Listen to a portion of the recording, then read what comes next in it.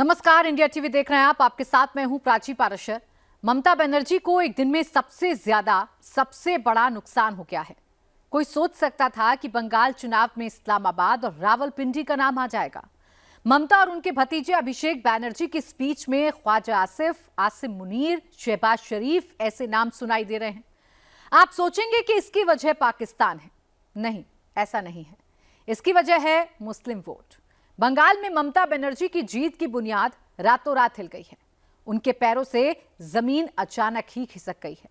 मालदा, मुर्शिदाबाद, नंदीग्राम, भवानीपुर, कृष्णानगर, दिनाजपुर जैसे इलाकों की वोटर लिस्ट में जबरदस्त छटनी हुई है। दीदी के वो पक्के वोटर जो दूसरों को वोट नहीं डालने देते थे, अब खुद अपना वोट नहीं डाल पाएंगे। ये खेल रातों रात कैसे हो गया और अब आगे क्या होगा, सारी बात आपको बताते हैं। क्या बंगाल का चुनाव मुसलमान और पाकिस्तान के नाम पर होगा? दीदी की पार्टी 24 घंटे से मुसलमान पाकिस्तान की रट क्यों लगा रही है? इस्लामाबाद, रावलपिंडी की बात क्यों दोहरा रही है? पाकिस्तान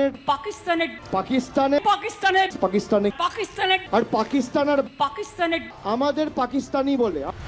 चुनाव बंगाल में है, ममता पाकिस्तान वाला दांव क्यों खेल रही हैं? हर चुनावी रैली में बांग्लादेश और पाकिस्तान का नाम क्यों फिट कर रही हैं? इसका जवाब कुछ नंबर्स में है जिसने दीदी की नींद उड़ा दी है। 91000000। ये किसी का फोन नंबर नहीं है, ये बंगाल में मतदाता सूची से काटे गए वोटर्स की संख्या है। चुनाव से पहले 91 लाख वोटर्स का नाम कटना, यह ममता बनर्जी के लिए कितना बड़ा झटका है? क्या इसमें मोदी के लिए जीत का सुनहरा मौका है? बंगाल चुनाव में पहला वोट पड़ने से 370 घंटों पहले ही पूरा का पूरा पासा पलट सकता है। वोटिंग से 15 दिन पहले ही दीदी को पता चल गया है कि क्या अब की बार बंगाल में टीएमसी जीत का चौका नहीं लगा पाएगी, मोदी से हार जाएगी। और उसकी वजह बन सकती है चुनाव आयोग की तरफ से जिलेवार जारी की गई वो लिस्ट जिसमें बंगाल के 91 लाख वोटर्स के नाम काटे गए हैं और इसमें सबसे बड़ा नंबर है ममता बनर्जी के मुस्लिम वोट बैंक का। बंगाल में एसआईआर की प्रक्रिया शुरू होने से पहले कुल वोटर्स की संख्या थी 7,66,37,529। चुनाव आयोग की पहली लिस्ट में 63,66,952 लोगों के वोट काटे गए। इसके बाद बंगाल के वोटर्स की संख्या घटकर रह गई 7,02,70,577। और अब चुनाव आयोग ने जो अंतिम ड्राफ्ट लिस्ट जारी की है उसमें 60,06,675 वोटर्स में से 27,16,393 वोटर्स के नाम कट चुके हैं। इस तरह बंगाल के टोटल वोटर्स की संख्या 7,66,37,529 से घटकर 6,75,54,184 रह गई है। 91 लाख वोटर्स ये कोई छोटा मोटा फिगर नहीं है। ये शुरुआत में आए बंगाल के टोटल वोटर्स का करीब 12% हिस्सा है। यानी सिक्किम, मिजोरम, गोवा, त्रिपुरा, अरुणाचल प्रदेश की जनसंख्या जोड़ दें, उतने नाम दस्तावेज ना होने की वजह से पश्चिम बंगाल में काट दिए गए हैं। और इसमें से एक बड़ी संख्या उन मुस्लिम वोटर्स की हैं जिन्हें ममता बनर्जी का कोर वोटर माना जाता था और जिनके दम पर ममता बनर्जी ने बंगाल में जीत की हैट्रिक लगाई थी। लेकिन एसआईआर ने बंगाल में बने मिनी बांग्लादेश को एक्सपोज कर दिया। टीएमसी के बांग्लादेशी घुसपैठियों वाले वोट बैंक का सारा कच्चा चिट्ठा खोल दिया। दीदी का यह प्लान कैसे फेल हुआ, एक एक करके आंकड़ों की मदद से आपको समझाते हैं। एसआईआर में नाम कटने के बाद जो सबसे बड़ा खुलासा हुआ है वो ये है कि 60% नाम सिर्फ उन 6 जिलों से कटे हैं जिन्हें टीएमसी का स्ट्रॉन्ग होल्ड कहा जाता था। इनमें मालदा जोन के 3 जिले मालदा, मुर्शिदाबाद और उत्तर दिनाजपुर हैं। प्रेसिडेंसी जोन के 3 जिले नादिया, नॉर्थ 24 परगना और साउथ 24 परगना है।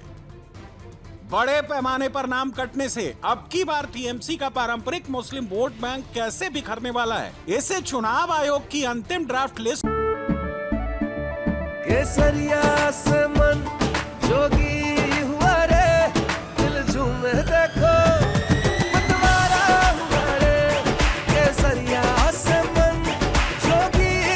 हर पल मनाओ केसरी त्योहार। विमल, बोलो जुबान केसरी। में शामिल विधानसभा की एक एक सीट से समझते हैं।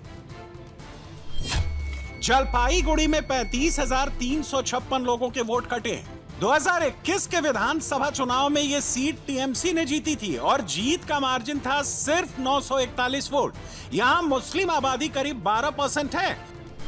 उत्तर दिनाजपुर में 9 विधानसभा सीटें हैं। यहां 1,76,972 लोगों के वोट कटे हैं। आंकड़े डिकोड करने पर पता चलता है कि यहां एक सीट पर औसतन करीब 20,000 वोट कटे। यहां मुस्लिम आबादी 50% है। 2021 में इस जिले की 9 में से 7 सीटें टीएमसी ने जीती थी। सभी 9 सीटों पर जीत का मार्जिन 20,000 से ज्यादा का था। दक्षिण दिनाजपुर में 6 विधानसभा सीटें आती हैं।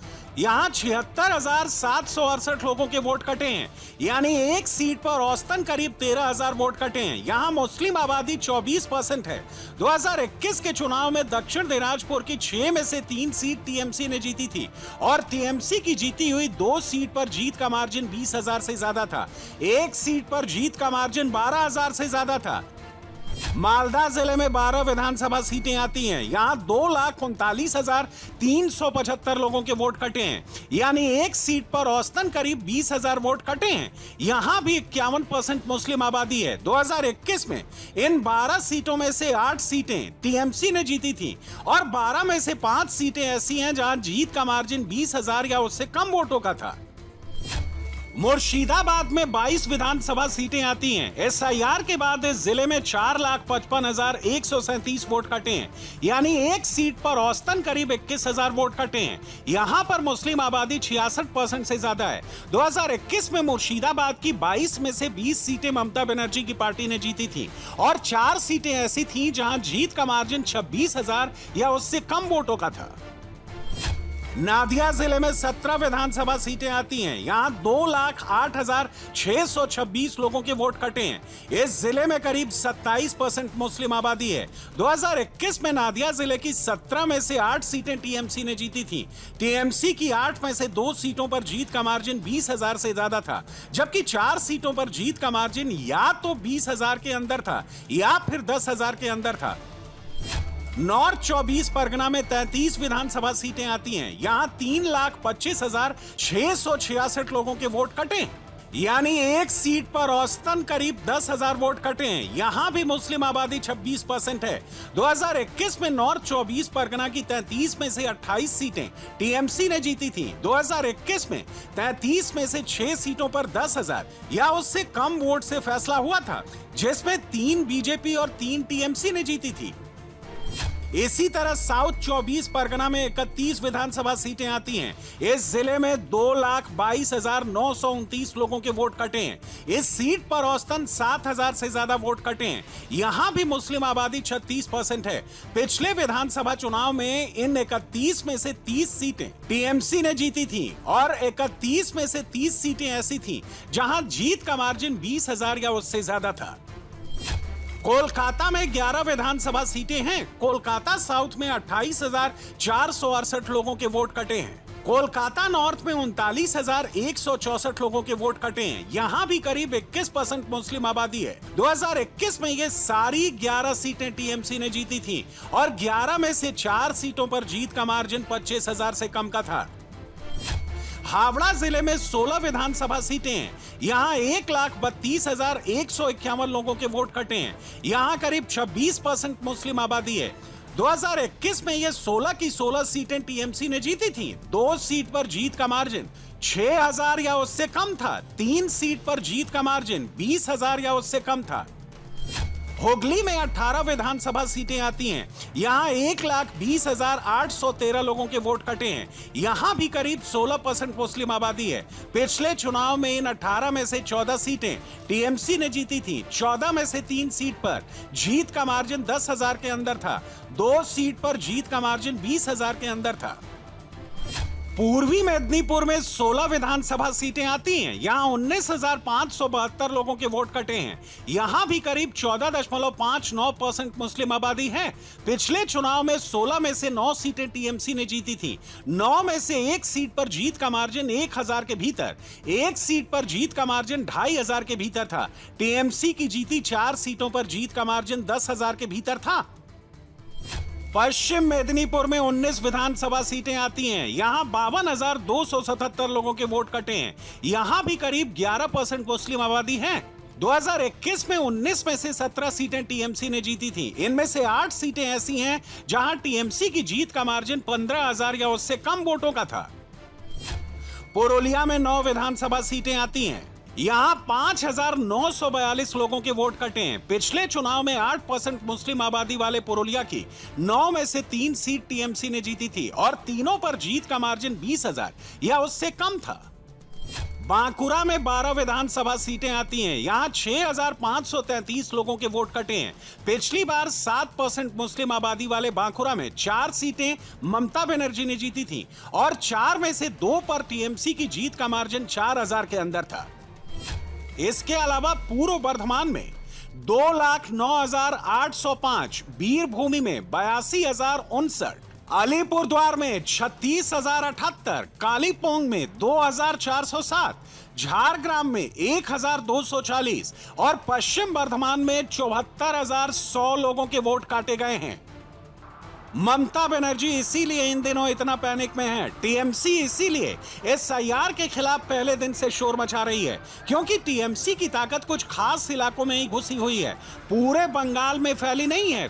कुछ जगहों पर बहुत बड़ी बड़ी जीत मिल जाती है, लेकिन वो पूरे खेल को नहीं जीत पाते। और अब की बार 91 लाख वोटर्स के नाम कटने से ममता की राह और भी ज्यादा मुश्किल हो गई है। केसरिया से मन जोगी हुआ रे, दिल झूमे देखो मतवारा हुआ रे। केसरिया से मन जोगी हुआ। हर पल मनाओ केसरी त्योहार। विमल, बोलो जुबान केसरी। কত ভোট কেটেছিল বাগদায়, গাইঘাটায়, বনগাঁয়? হাজার হাজার ভোট কেটেছিল। আমি নিজে সুপ্রিম কোর্টে গিয়েছিলাম, আর যখন ভোট কেটেছিল আমি বনগাঁ টাউনে গেছিলাম। হ্যাঁ, 90,000 ভোট কেটেছে হিন্দুদেরও। এখানে সংখ্যালঘুদের তো কেটেছে ছেড়ে দিন, কয়েক লক্ষ। হিন্দুদেরও ভোট কেটেছে। ভোটের আগে বলবে হিন্দু মুসলমান, আর ভোট বাক্সে শুনুন, ঘরে যদি আগুন লাগে সব আগুনে বাড়ি পুড়ে যায়, দোকান পুড়ে যায়। আগুন তখন দেখে না ওটা হিন্দুর বাড়ি না মুসলমানের বাড়ি না তপশিলির বাড়ি না আদিবাসীর বাড়ি, তখন কিন্তু আগুন লেগে যায়। নদীর ভাঙন যখন হয়, বন্যা যখন হয়, মনে রাখবেন জলের স্রোত সবাইকে ভাসিয়ে নিয়ে যায়, প্রকৃতি কিন্তু কারো হাতে থাকে না। তাই বলছি, এদের বিশ্বাস করবেন না। এদের বিশ্বাস করা আর গোখরো সাপকে বিশ্বাস করা একই ব্যাপার, এটা মাথায় রাখবেন। ঘরে গোখরোও ঢুকতে দেবেন না আর কেউটেও ঢুকতে দেবেন না। বিষের ছোবল যাতে আপনাকে না মারতে পারে। বিজেপির মাথায় শুধু বিষ, শুধু বিষবৃক্ষ। ওটা থেকে আমের জন্ম হয় না, আমরার জন্ম হয় না, ওটা থেকে কাটার জন্ম হয়। বাবলা কাটার নাম শুনেছেন? বাবলা কাটা হয়, ওটা থেকে মানুষ কোনো শান্তি পায় না। ममता जी आप बहुत हताश हो गई है ना। अब तो लगता है कि सही में आपकी जबरदस्त हार होने वाली है। ममता जी की राजनीतिक स्थिति क्या है आप उनके वक्तव्य से समझ सकते हैं। Mamata ji, you are now in desperation. When a leader becomes desperate, then they speak anything. मैं यही कहूंगा, आप बहुत कुछ बोलती हैं, लेकिन आप खरगे साहब की कंपनी में क्यों आ गई हैं? आप तो अनुभवी नेता है ना, मुख्यमंत्री रही हैं। मतलब ममता जी के पैरों के तले की जमीन खिसक रही है। घुसपैठियों पर कार्रवाई क्यों नहीं हो पाई? क्योंकि उनकी सरकार रोकती थी। मैं तो बंगाल में मैंने बहुत काम किया है, देखा है। घुसपैठियों को इनकरेज करती है उनकी पुलिस, बाकी को काम नहीं करने देती है। जहां इस तरह का प्रोटेक्शन तो आप देख रहे हैं, जैसे सर का काम हो रहा है सख्ती से, तो बहुत से घुसपैठिए खुद ही जा रहे हैं। और भाजपा की सरकार आई और कस के काम होगा। पश्चिम बंगाल में तुष्टीकरण की राजनीति के दम पर ममता बनर्जी ने बैक टू बैक 3 बार जीत की हैट्रिक लगाई। एसआईआर के बाद जिन 91 लाख वोटर्स के नाम कटे हैं, उनमें से एक बहुत बड़ी संख्या ममता के मुसलमान वोटर्स की ही है। इसीलिए वो मोदी पर इतनी ज्यादा अटैकिंग है। और ऐसा क्यों है, ये भी कुछ फैक्ट से समझिए। 2021 के चुनाव में बंगाल की 112 सीटें ऐसी थीं जहां मुस्लिम वोट बैंक हार और जीत का सबसे बड़ा फैक्टर था। और तब 112 में से 106 सीटें टीएमसी ने जीत ली थी। अर्बन, मिडिल क्लास और भद्र लोक वाले प्रेसिडेंसी इलाके की 108 सीटों में से भी 95 सीटों पर टीएमसी ने ही जीत हासिल की थी। लेकिन करंट सिचुएशन ये है कि एसआईआर के बाद वोटर लिस्ट से घुसपैठियों और अवैध वोटर्स का नाम कटने के बाद पाला बीजेपी के फेवर में पलट सकता है, क्योंकि अब ज्यादातर सीटों पर बहुत टाइट मुकाबला होने वाला है। इसकी भी वजह है, जिन सीटों पर टीएमसी या बीजेपी बहुत बड़े मार्जिन से जीत रही थी, वहां अब अतिरिक्त क्वेश्चन यानी सुरक्षा खत्म हो रही है। जो सीटें पहले से ही करीबी थी, वो अब सबसे निर्णायक बन गई हैं। और सिर्फ 1.92 लाख वोट का स्विंग अगर 58 सीटों में हो जाए, तो अब की बार पूरा नतीजा पलट सकता है। अलग अलग ओपिनियन पोल से भी यही संकेत मिल रहे हैं कि इस बार मुकाबला बहुत टाइट होने वाला है। ममता के लिए रास्ता इतना भी आसान नहीं है। Those who are thinking that their name are wrongly deleted, they may go to tribunal. Tribunal will decide. Tribunal जो सुप्रीम कोर्ट का निगरानी में हो रहा है, ईसीआई का नो रोल। ट्राइब्यूनल ऑल जजेस, एक्स जजेस, वहाँ ईसीआई के कोई रोल ही नहीं है। ये सब फालतू बात। वो आरी जब तक था, उनको लूट करने का मौका दिया था। इस बार मनोज अग्रवाल लूट करने का मौका नहीं दे रहा है, इसलिए उनका खिलाफ बोल रहा है। और 91 लाख अवैध वोटर्स का नाम कटने के बाद संभावित हार की खींच ऐसी कि पूरी की पूरी टीएमसी एक बार फिर मोदी और चुनाव आयोग पर टूट पड़ी है। डरपोक कॉम्प्रोमाइज रटने लगी है। ये नाइंसाफी समझिए आप। देखिए, रोल्स फ्रीज कर चुके हैं और उधर अपीलेट ट्राइब्यूनल शुरू नहीं हुए हैं। अगर अपीलेट ट्राइब्यूनल में कोई जेन्युइन वोटर पाया गया तो वो घुसेगा कैसे रोल में, अगर रोल फ्रीज है? राइट, रोल्स अगर फ्रीज हो गए हैं मिडनाइट में, जैसे घोषणा की है कि रोल्स फ्रीज हैं, तो अगर फर्स्ट फेज के वोटर ट्राइब्यूनल में गए और 19 ट्राइब्यूनल से अभी 6 शुरू हुए हैं, 19 ट्राइब्यूनल सेटअप ही नहीं हुए हैं, 6 शुरू हुए हैं, तो अगर कोई जेन्युइन वोटर पाया गया फर्स्ट फेज में तो वो रोल में घुसेगा कैसे? तो उनका वोट देने का अधिकार छीना गया है। डरपोक EC, compromise EC, extremely compromise EC, जिस तरीके से पक्षपात करके बंगाल में नागरिक से वोट देने का अधिकार छीन रही है, ये डरपोक ईसी दबंग बनने की कोशिश कर रही है, पर सच में ये तो डरपोक है। अब ऐसे में सवाल, केसरिया से मन जोगी हुआ रे, दिल झूमे देखो मतवारा हुआ रे। केसरिया से मन जोगी हुआ। हर पल मनाओ केसरी त्योहार। विमल, बोलो जुबान केसरी। है कि क्या इसीलिए दीदी ने मालदा में मुस्लिम मोबिलाइजेशन वाला कार्ड खेला? क्या मालदा में 7 न्यायिक अधिकारी यानी जजों जैसी टीम को बंधक बनाकर मुसलमानों को एकजुट करना सोची समझी स्क्रिप्ट का हिस्सा था? क्या टीएमसी को यह लग रहा है कि अब की बार हिंदू मोदी के नाम पर एकजुट हो गया है, इसलिए मुस्लिम वोटर्स को एकजुट करना शुरू कर दो? और क्या इसीलिए बंगाल के चुनाव में पाकिस्तान और बांग्लादेश की एंट्री कराई गई है? पहले ममता और अब अभिषेक बनर्जी, क्या दोनों बंगाल में आगे की सियासी लड़ाई पाकिस्तान के नाम पर ही लड़ने वाले हैं? जिस तरह अंदर जाके उनको जो है कोर्ट चढ़ाई है, इस दफ़ा अगर उन्होंने कुछ इस किस्म का ड्रामा करने की कोशिश की तो इंशाल्लाह ताला कलकत्ते तक पहुंचा के आवा। দুদিন আগে পাকিস্তানের প্রতিরক্ষা মন্ত্রী, তার নাম হচ্ছে খোজা আসিফ, সে বলছে কলকাতা উড়িয়ে দেবো। প্রধানমন্ত্রী চুপ, স্বরাষ্ট্রমন্ত্রী চুপ, প্রতিরক্ষা মন্ত্রী চুপ। কাগজে খোজা আসিফের নামটা লিখে রাখছি, যেদিনকে মমতা বন্দ্যোপাধ্যায় আর ইন্ডিয়া অ্যালায়েন্সের সরকার হবে না, বাড়িতে ঢুকে মারবো। इस तरीके का प्रोवोकेटिव स्टेटमेंट पाकिस्तान के डिफेंस मिनिस्टर के द्वारा नहीं दिया जाना चाहिए, क्योंकि एक बार इसका खामियाजा वो भुगत चुके हैं।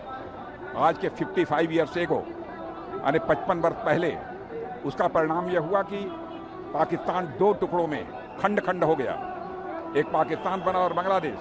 और इस बार ऐसी ही हमारे बंगाल की तरफ नजर उठाकर देखने की कोशिश की तो कितने टुकड़े होंगे ये ऊपर वाला ही जानता है। रक्षा मंत्री राजनाथ सिंह ने तो ख्वाजा आसिफ का मुंह बंद कर दिया है, पाकिस्तान को वार्न कर दिया है। लेकिन जिस रफ्तार से ममता बनर्जी के बाद अभिषेक बनर्जी बंगाल की सियासी पिच पर हर आधे घंटे में पाकिस्तान पाकिस्तान कर रहे हैं, उससे तो यही लग रहा है कि अब टीएमसी मोदी से सियासी युद्ध पाकिस्तान के नाम पर ही लड़ने वाली है। আজ থেকে দুদিন আগে পাকিস্তানের স্বরাষ্ট্রমন্ত্রী তিনি হুমকি দিয়ে বলছেন কলকাতা উড়িয়ে দেবো। घर में घुस के मारना किसको बोलता है, वो पाकिस्तान को भी दिखाएंगे और बांग्लादेश को भी दिखाएंगे। माननीय मोदी जी ने ऑपरेशन सिंदूर के बाद कहा है कि मेरे एक भी नागरिक को यदि परेशानी हुई तो हम पाकिस्तान को जो है मटिया मेट कर देंगे। इसमें कोई कन्फ्यूजन नहीं होना चाहिए।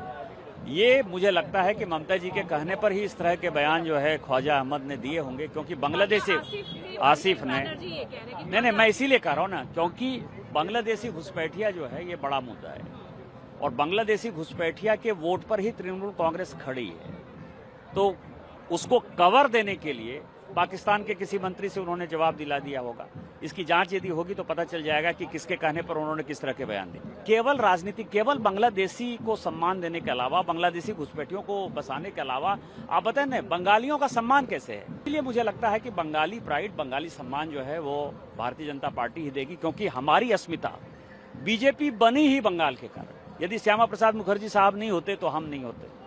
आज जो है उन चीजों का समय जो श्यामा प्रसाद मुखर्जी जी के बाद जो है हम कहीं न कहीं कमजोर हो गए थे, वो यहाँ की जनता जो है जानती है और उसको पता है कि बंगाली प्राइड ही भारतीय जनता पार्टी की प्राइड है। कोई कांटे की टक्कर नहीं है, एक तरफा है। बंगाली समता के लिए सारी बंगाली जो पूरे दुनिया में बंगाल के लोग रहते हैं वो सभी वापस आ रहे हैं और वो टीएमसी को उखाड़ फेंकेंगे। सोचिए, बीच चुनाव पाकिस्तान की नजर कोलकाता पर है, ममता और अभिषेक की नजर पाकिस्तान पर है, बांग्लादेश पर है, मुसलमान पर है और मोदी की नजर बंगाल पर है। बंगाल में मिनी बांग्लादेश के सबूत मिलने के बाद 91 लाख अवैध वोटर्स का नाम कटने के बाद बीजेपी की राह आसान होती दिख रही है। इसीलिए ममता इतनी परेशान और फिक्रमंद दिख रही है। ट्रंप की डेडलाइन में 9 घंटे बाकी हैं। अमेरिका में इस वक्त सुबह के 10:30 बज रहे हैं। ट्रंप की डेडलाइन अभी खत्म नहीं हुई है। ट्रंप ने गोले बरसाने शुरू कर दिए हैं। खार में ट्रंप ने बम गिराने शुरू कर दिए हैं। ट्रंप ने ईरान को बहुत गुस्से में धमकाना शुरू कर दिया है। ट्रंप ने कह दिया है कि आज रात ईरान को खत्म कर दूंगा। आज रात वो ईरान की सिर्फ बिल्डिंग नहीं खत्म करेंगे, पूरी सभ्यता खत्म करने वाले हैं। 9 घंटे बाद ट्रंप क्या करेंगे?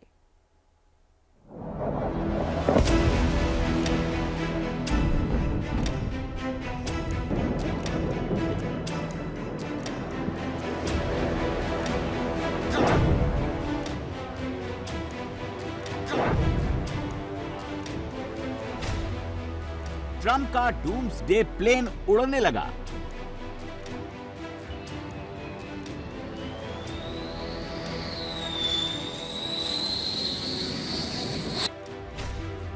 महातबाही की टिक टिक सुनाई देने लगी।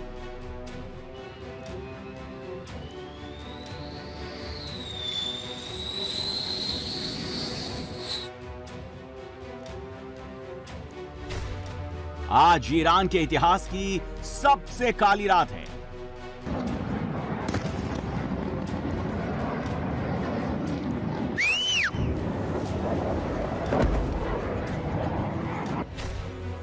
क्या ट्रंप कुछ घंटे में तेहरान को खाक कर देंगे?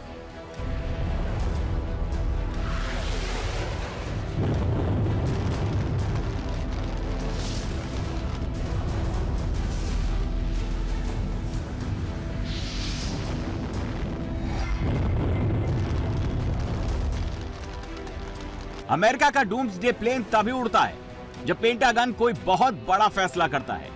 ट्रंप की डेडलाइन खत्म होने से कुछ घंटे पहले डूम्सडे प्लेन का उड़ना इस बात का संकेत है कि ट्रंप ने बहुत बड़ा फैसला कर लिया है।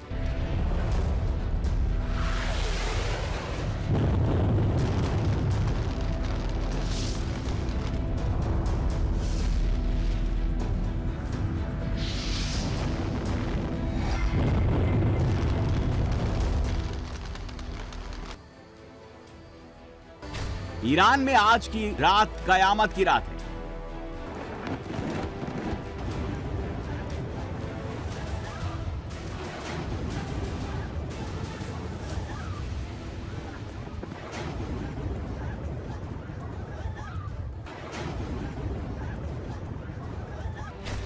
तेहरान पर ट्रंप आखिरी अटैक करने वाले हैं।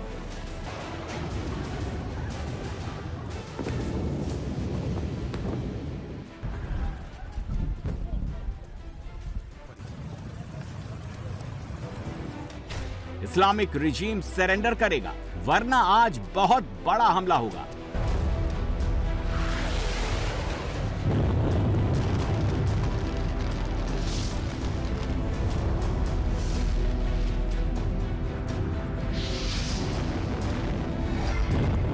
ट्रंप ने सिर्फ ईरान की इस्लामिक रिजीम को डराने के लिए डूम्सडे प्लेन नहीं निकाला। ये प्लेन तब हवा में उड़ता है जब परमाणु युद्ध का खतरा बहुत बड़ा होता है। अमेरिका के नेब्रास्का एयरफोर्स बेस से ट्रंप के doomsday plane E-4B night watch ने उड़ान भरी। लैंडिंग से पहले आसमान में 6 चक्कर लगाए। ट्रंप को डेडलाइन खत्म होने से पहले इसे उड़ाकर परमाणु युद्ध की तैयारी को परखने की जरूरत क्यों पड़ी? The entire country can be taken out in one night. क्या ट्रंप सच में एक रात में ईरान को खत्म कर देंगे? क्या ईरान को सच में पाषाण काल में पहुंचा देंगे? अमेरिका के पास कुल 4 डूम्सडे प्लेन हैं, जो इस वक्त हाई अलर्ट पर है।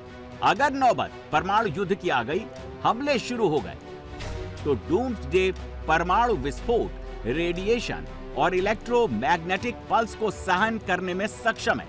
परमाणु विस्फोट से निकलने वाली इलेक्ट्रोमैग्नेटिक पल्स डूम्सडे प्लेन को छोड़कर तमाम विमानों के इलेक्ट्रॉनिक सिस्टम को नष्ट कर उन्हें तबाह कर देती है।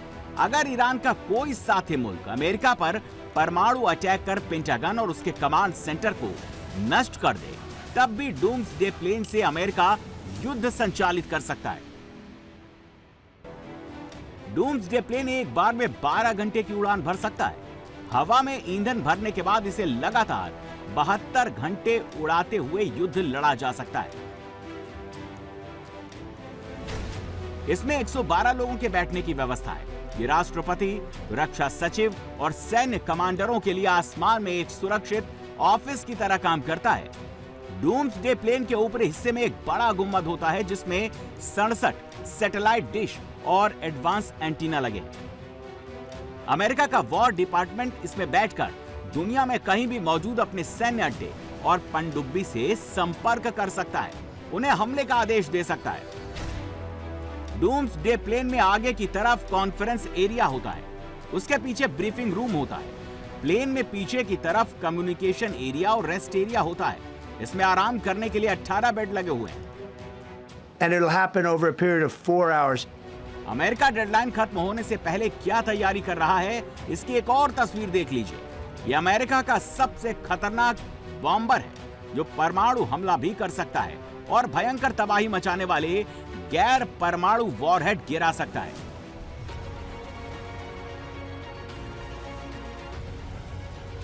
ये बॉम्बर 36 घंटे की लंबी उड़ान भरकर तेहरान में बमबारी कर वापस अमेरिका के बेस पर लौट सकता है। महातबाही से पहले का ट्रेलर आने वाला है। ईरान में 100 फाइटर जेट्स से एक साथ बमबारी। ट्रंप की लिस्ट में ईरान के पावर प्लांट, बड़े पुल उड़ाने हैं। नेतन्याहू ने इस लिस्ट में ईरान के रेलवे स्टेशंस को भी जोड़ दिया है। ट्रंप की धमकियों को ईरानी भले ही नजरअंदाज कर दे, नेतन्याहू जब कुछ कहते हैं तो ईरानी भी उसे बहुत सीरियस लेते हैं। ईरान के रेलवे स्टेशंस में डेडलाइन खत्म होने से पहले ही पैनिक शुरू हो गया है। लोग जल्द से जल्द स्टेशन छोड़कर सुरक्षित जगहों पर जा रहे हैं। अमेरिका ने तेल के सबसे बड़े हब खार्ग आइलैंड पर हमला शुरू कर दिया है। खार्ग आइलैंड पर डेडलाइन खत्म होने से पहले ही धमाके शुरू हो गए। खार्ग आइलैंड पर कब्जा कर ईरान के 90% कच्चे तेल के बिजनेस को खत्म कर इस्लामिक रिजीम पर भारी दबाव बना सकते हैं। खार्ग आइलैंड पर 45 साल बाद हमला हुआ है। 1980 में सद्दाम हुसैन ने हमला किया था। अमेरिका ने ईरान के पावर प्लांट्स पर ताबड़तोड़ बमबारी शुरू कर दी है। ये ईरान के मशहद शहर का पावर प्लांट है, जहां हमले के बाद धुआं उठ रहा है। ये ईरान का शिराज प्रांत है, जहां पूरी रात बमबारी से पहाड़ कांपते रहे। शिराज के इन पहाड़ों को बाबा कुही के पहाड़ के नाम से जानते हैं। यहाँ ईरान की एक बड़ी बैलिस्टिक मिसाइल फैसिलिटी पहाड़ों के नीचे है, जिसे बंकर बस्टर बमों से निशाना बनाया गया। ईरान के एयरपोर्ट पर भी तबाही शुरू हो गई है। अमेरिका ने मेहराबाद एयरपोर्ट पर भीषण बमबारी शुरू कर दी है। मेहराबाद हवाई पट्टी पर खड़े ईरानी जहाज पूरी तरह से तबाह हो गए हैं। ट्रंप अगर तबाही का बटन दबाते हैं तो से जुड़े लोग अब मेहराबाद एयरपोर्ट से भाग नहीं पाएंगे। अमेरिका ने खुर्रमाबाद एयरपोर्ट को भी धमाकों से धुआं कर दिया है। ईरान में इंफ्रास्ट्रक्चर के साथ साथ मिलिट्री टारगेट पर भी हमले जारी हैं। ये तस्वीरें तेहरान के पास की हैं, जहां मिलिट्री बेस पर भारी बमबारी अमेरिका ने की है। यहां बड़ी संख्या में मिसाइल लॉन्चर तबाह कर दिए गए हैं। यह बुशर का नेवी बेस है, जहां अमेरिका ने हमला किया। नेवी की अंडरग्राउंड फैसिलिटी को निशाना बनाया है। ट्रंप ने कराज के जिस पुल को उड़ाकर ईरान के इंफ्रास्ट्रक्चर को तबाह करने की शुरुआत की थी, अब खुलासा हुआ है कि उसे उड़ाने के लिए GBU-31 बम गिराए गए थे।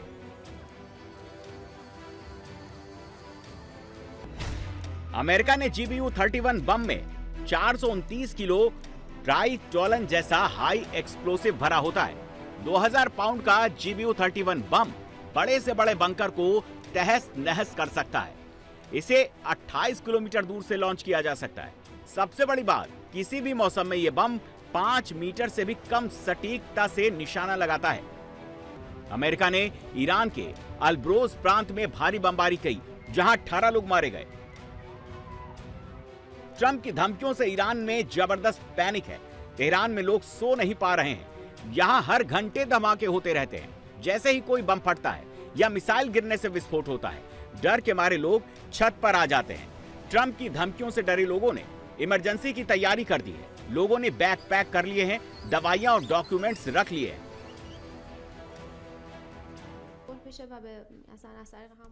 हमने घर के चारों तरफ टूटने वाली चीज़ें जैसे शीशा रख दिया है। कुछ पीने का पानी स्टोर कर लिया है। अगर बिजली चली जाती है तो खाने पीने की रेडीमेड चीज़ें रख ली हैं। हमने एक बैकपैक भी तैयार कर लिया है, जिसमें दस्तावेज, दवाई रख ली हैं। अगर तुरंत घर छोड़ना पड़े तो हम एक भी बैग लेकर भाग सकें।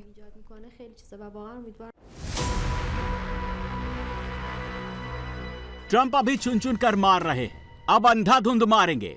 ये ईरान का धार्मिक शहर कोम है, जो रात के हमले के बाद पूर्वी यूक्रेन जैसा दिखने लगा है। शहर का बड़ा हिस्सा अमेरिकी हमलों के बाद खंडहर हो चुका है। ईरान भी कांटे से कांटा निकालने को तैयार है। अमेरिका उसका एक पावर प्लांट उड़ाएगा तो ईरान मिडिल ईस्ट के ऊर्जा ठिकानों में बारूद भर देगा।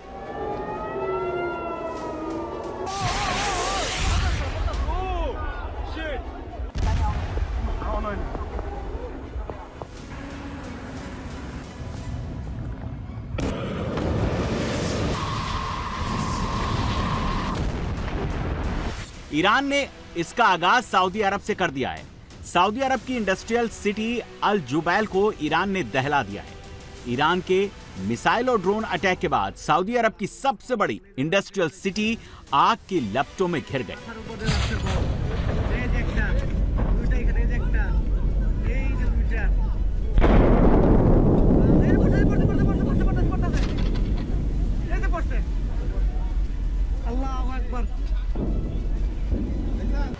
ईरान की 7 बैलिस्टिक मिसाइलों और दर्जनों ड्रोन को सऊदी एयर डिफेंस ने इंटरसेप्ट कर लिया।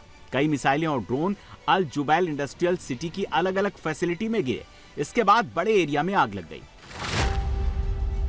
सऊदी अरब का अल जुबैल औद्योगिक शहर 1000 किलोमीटर में फैला हुआ है। यहां सऊदी अरब की सबसे दिग्गज कंपनी सेबैक का प्लांट है।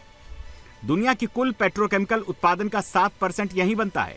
सऊदी की सबसे बड़ी तेल कंपनी अरामको का प्लांट भी इसी शहर में है, जहां डेली 4,60,000 बैरल तेल रिफाइन किया जाता है। इसके अलावा Amiral petrochemical complex, Sadara chemical carbon capture hub, cogeneration plant है।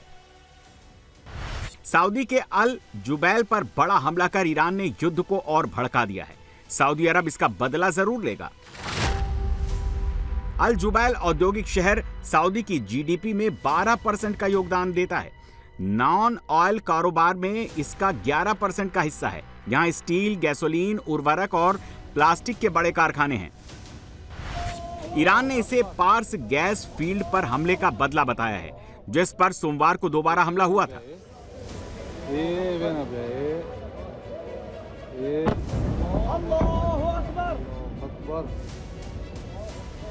ईरान B1 ब्रिज पर हमले का बदला लेने के लिए सऊदी अरब के किंग फहाद कासवे को उड़ा सकता है। सऊदी अथॉरिटीज में इस बारे में अलर्ट जारी कर दिया गया है। सऊदी अरब और बहरीन को जोड़ने वाला ये एकमात्र पुल है। अगर ईरान ने इसे उड़ा दिया तो बहरीन का संपर्क सऊदी अरब से कट जाएगा। बहरीन में और अमेरिका के कई मिलिट्री साइट्स को ईरान ने टारगेट किया है।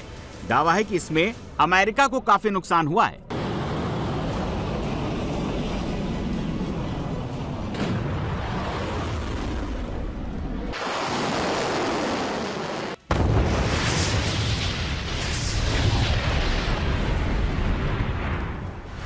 ईरान ने कुवैत पर हदीद 110 और अराश ड्रोन से हमला किया है। ईरान का दावा है कि इस हमले में अमेरिकी सेना को भयंकर नुकसान हुआ है।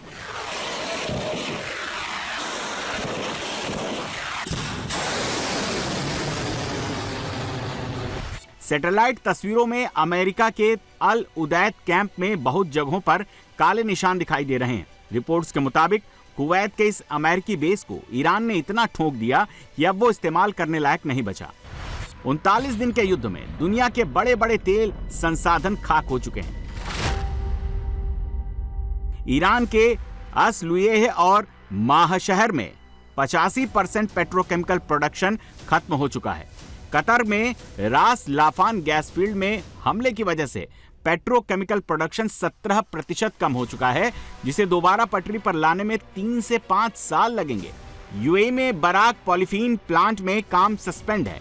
हबशान गैस कॉम्प्लेक्स बंद हो चुका है, जो 80% डोमेस्टिक कस्टमर को गैस सप्लाई करता है। असाब डिगैसिंग स्टेशन 29 मार्च को हुए अटैक के बाद ठप है। कुवैत में 2 पावर प्लांट बंद हो चुके हैं। डिसैलिनेशन प्लांट बंद हो चुका है। बहरीन में जीपिक पेट्रोकेमिकल की एक यूनिट पर हमला हो चुका है। बहरीन की सबसे बड़ी तेल कंपनी बापको पर 5 बार से ज्यादा हमला ईरान कर चुका है। एक युद्ध में खाड़ी के 6 देशों के ऊर्जा संसाधनों की वाट लग चुकी है। आगे इससे भी बड़ी तबाही हो सकती है।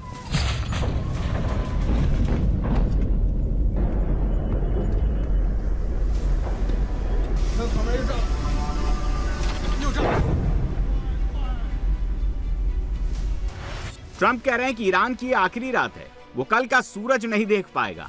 इस्लामिक रिजीम का पतन होगा, 47 साल के शासन का अंत होगा।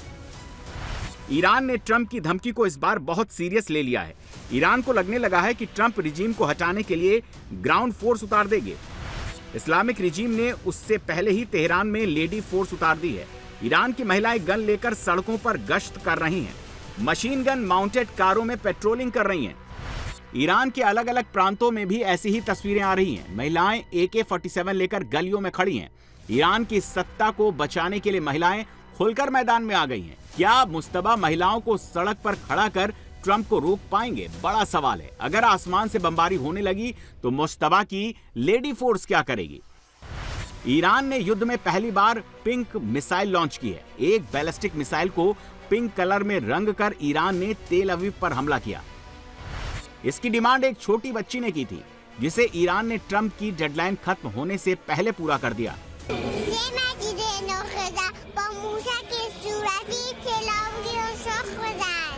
ईरान अब ट्रंप से सरेंडर की मांग कर रहा है। ईरान ने कहा है कि युद्ध तो वो जीत चुका है। ट्रंप न हॉर्मुज खुलवा पाए, ना ही 440 किलो यूरेनियम ले जा पाए। अब देखना है अगले कुछ घंटे में क्या होता है।